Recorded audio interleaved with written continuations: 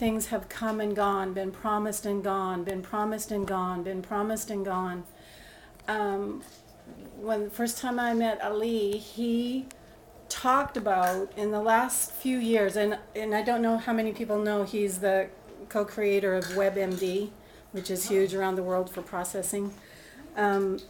He spoke about, he's been offered the CEO of several companies, and one is a technology that you all are going to see everywhere in life within probably 6 months to a year. It's a technology that's just will blow your mind. And he's been offered that, CEOs of these companies, and he's turned these incredible opportunities down. And yet when you need to finish. Ali? He's breathing. Can you finish? Okay, I'll finish. I can finish now. There you go. D for So he's had this vision, and his wife Kim and his daughter Kayla will tell you that he's had Sharon's vision for 20 years. And yet when he met her, he said, I've dreamed this vision, but you're doing my dream. And not only dreaming it, and he took the COO of the company because it's so powerful, and he sees it as such a unique thing that's never happened anywhere before. And so that's the kind of people who are going to come to this project.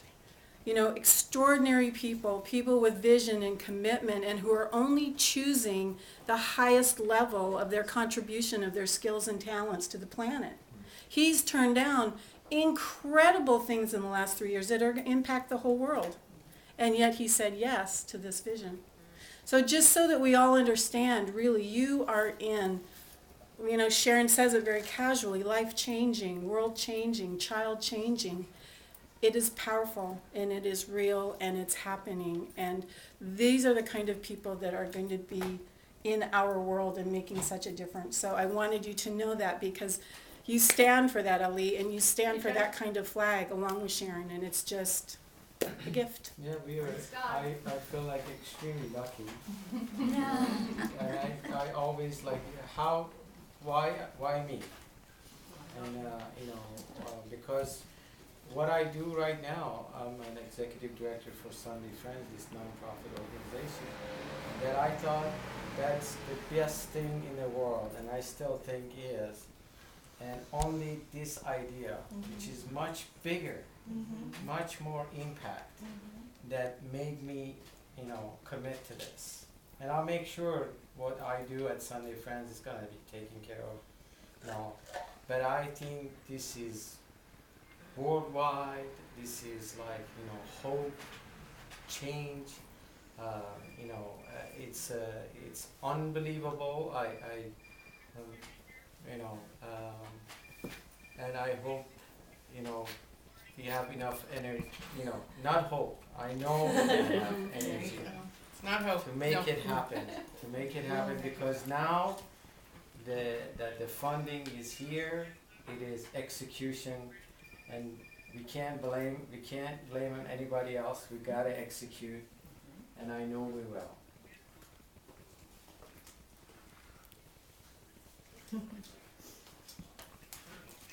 So I want to say something, if I may. John, come to the house. Yep. Thank you. So, Okay. you're a friend in Belize who's preparing the way, who's paving the way for you. Everyone who hears of your vision knows that it comes from the heart, that it vibrates truth, and that is You're what back. aligns us all. Thank you. You know, and that's the thing that I found over the 14 years is when we talk about our youth, and Melody knows this probably better than any of us, when we talk about our youth, and there's so few programs out there to change. You can sequester them, you can imprison them, you can do a lot of different things. But how do you empower them to become a citizen like Ken? How do you get them to break out of the patterns that they've been exposed to? We have 200,000 children under.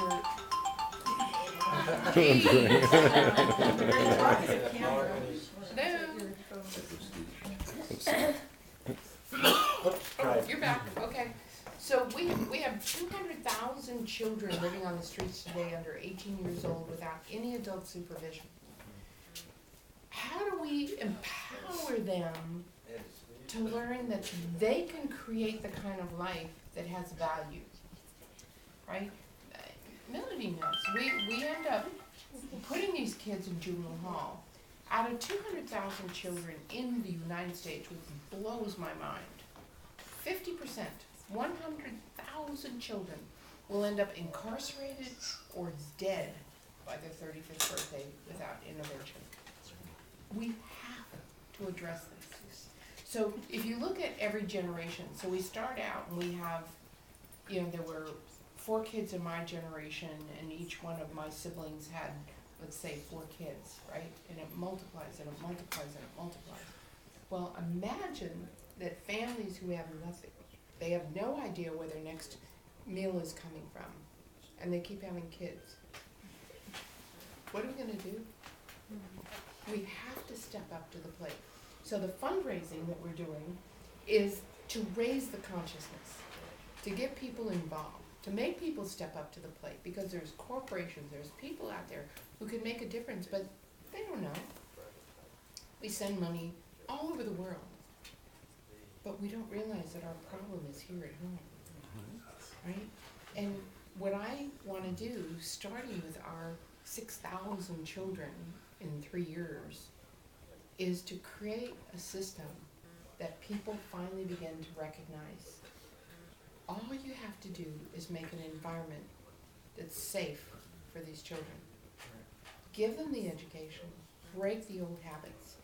And one of the things we cannot do in the United States is break emotional patterns. And some of you know that I've gone through extensive training and can actually remove the negative emotions that people have been exposed to. I actually did a distance healing. Rebecca was the first person I did that with, where do you mind? No. So her daughter and Rebecca, happens head to head all the time. And so I did a session with Rebecca, and they met the next weekend, no head to head. It was just being together, gone. Absolutely gone. And it's never come back, has No. it? Can you do that? Yes. So you don't have to be open to it, you don't have to believe in it, but what happens is that we develop these patterns of having to survive and that fight or flight. And these kids will do things just to survive that we don't know what they're going through. And because I was exposed to, and it's hard for people to imagine, a lot of times through elite league stuff, people say, I can't believe that you ever went through what you went through. But I had every abuse you could imagine. I have no emotional tie to anything I've been exposed to because of all the work that I've gone through. 20 years of give me the book, give me the class, give me something so that I no longer feel that emotional deprivation.